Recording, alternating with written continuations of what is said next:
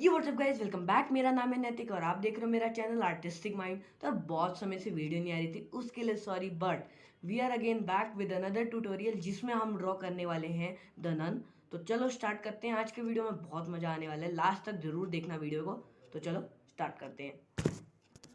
तो गाइस, इस ड्राइंग को बनाने के लिए हमें चाहिए एक पेपर, पेंसिल्स 2B 4B और 8B, ब्लेंडिंग स्टम्प्स और इरेजर।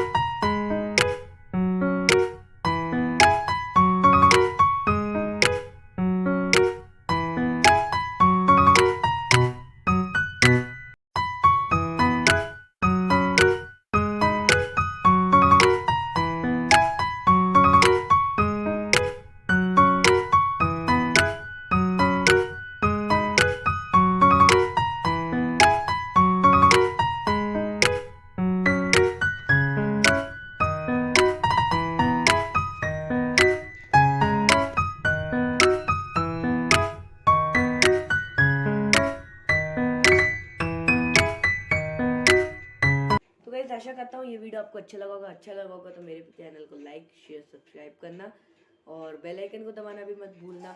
और अगर आपको इस फोटो का रेफरेंस चाहिए तो वो भी डिस्क्रिप्शन बॉक्स में है, उसको भी देख लेना। मेरे डिस्कॉर्ड सर्वर को ज्वाइन कर लो और इंस्टाग्राम, दोनों का लिंक डिस्क्रिप्शन में है। मैं मिलता हूँ अगली वीडियो में। Till then, good bye.